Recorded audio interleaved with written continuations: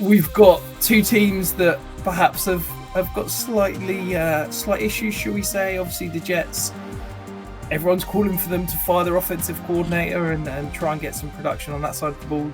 The Bills have just fired their offensive coordinator.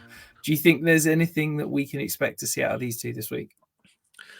This is going to be one of those games that if Josh Allen goes out there and plays incredibly well, his MVP case is going to get back on track. Obviously, last week it took quite a hit because he had so many turnovers, but so many of them aren't on Josh Allen. He just got very unlucky. But Josh Allen was horrific in week 1 against the Jets. Sorry, week 2, was it? He had single-digit points. Since then, he's had just one game outside the top 8. He's been fantastic in both real terms and in fantasy terms.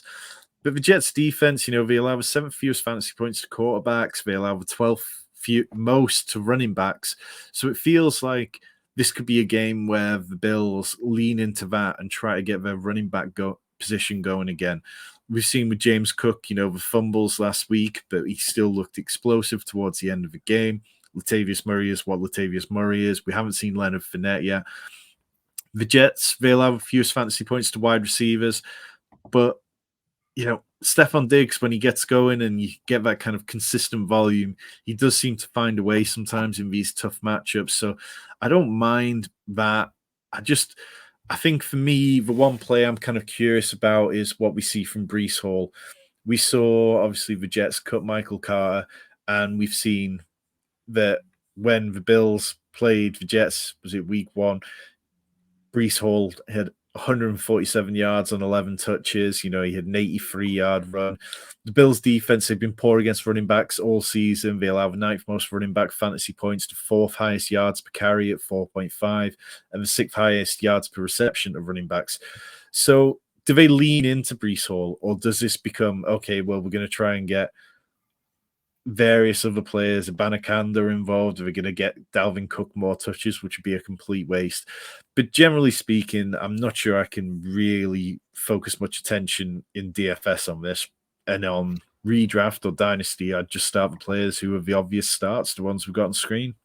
Yeah, I think it's start your studs. I really like Breece Hall this week. I've got him as a top 5 back, but I think it's purely because for the Jets to produce any sort of fantasy relevance, any sort of points in the game, they've got to ride Breece Hall. Garrett Wilson's struggling with this elbow injury, and I think that that Bills defense is pretty decimated with injuries. So I do think Breece Hall could have a big one.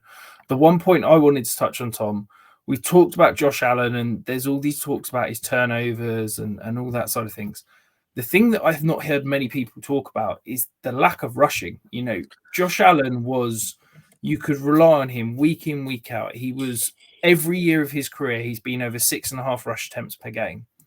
This year, he's below 5. And I think that the Bills' offense have gone, we're going to try and look after Josh Allen a little bit and not have to rely on Josh Allen being Superman and doing stupid things to try and win us the game. And that's been to the detriment of their offense. So I do wonder, now we've got a new offensive coordinator, are we going to see them say, right, Josh Allen, we're going to start, more designed runs, more scrambles, and try and utilize those legs that we know are fantastic for fantasy?